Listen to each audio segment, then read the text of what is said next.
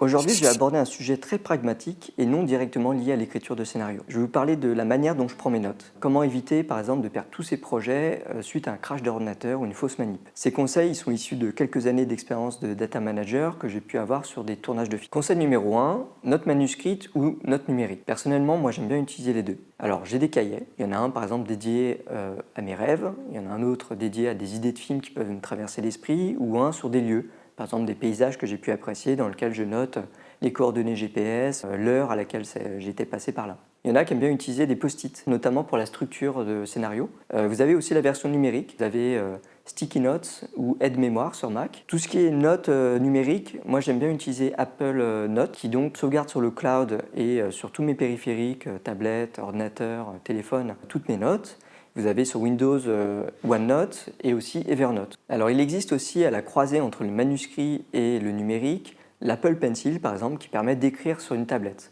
Alors, vous avez la sensation manuscrite, si ce n'est que vous écrivez sur du verre, donc c'est un peu plus dur, mais ça permet donc d'enregistrer de façon manuscrite des notes numériques. L'avantage c'est de pouvoir écrire, effacer, reprendre, même déplacer des mots. Et vous avez par exemple l'application GoodNotes qui est pas mal pour ça, qui permet d'éditer des PDF. Alors on m'avait également offert le Rocketbook. Le Rocketbook, c'est un cahier en fait avec du papier glacé de 36 pages. Et en bas de chaque page, il y a un QR code. Ça permet d'écrire avec des pilotes friction, c'est des stylos effaçables. Donc vous pouvez reprendre autant de notes que vous voulez. Vous pouvez, avec un peu d'eau imbibée sur un chiffon, effacer toute votre page d'un coup. Et l'avantage, c'est que vous allez ensuite prendre une photo de votre page. Et grâce au QR code, il va détecter la page, il va détecter l'écriture. Et ça va directement être envoyé en sauvegarde sur le cloud, sur Google Drive ou ce que vous voulez en cloud. L'avantage, c'est que c'est écologique, vous n'avez plus à jeter de papier et vous alliez en même temps l'archivage numérique. Enfin, pour les notes manuscrites, moi j'aime bien utiliser un cahier par projet. J'aime beaucoup la marque le Moleskine ou Leuchtturm 1917. J'ai réussi à le dire. Conseil numéro 2, ranger et organiser. L'important, c'est surtout de se retrouver un petit peu dans ces projets quand vous en avez beaucoup. Et surtout que les projets prennent parfois plusieurs années à être écrits. Il faut savoir que les projets ils mettent plusieurs années parfois à se faire. Vous allez pouvoir collaborer avec d'autres personnes et il faut vous y retrouver. Quand vous avez un concours par exemple et qu'il faut envoyer un projet, il faut savoir quelle version on envoie à qui. Je vous mettrai un lien dans la description qui est l'arborescence que j'utilise. J'ai aussi un tableur Excel qui me permet de faire un suivi en fait, des envois de projets que je fais à des producteurs, à des aides, à des commissions, qui me permet de me rappeler quand est-ce que je dois relancer des personnes, quand est-ce que je dois recevoir des réponses.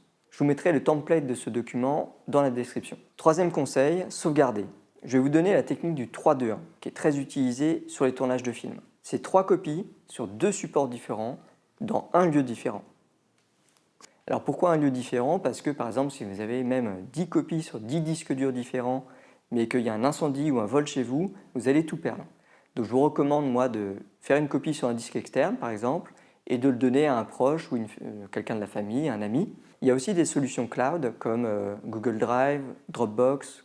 Il y en a qui sont payants, d'autres gratuits. Vous êtes parfois limité en termes de nombre de gigas.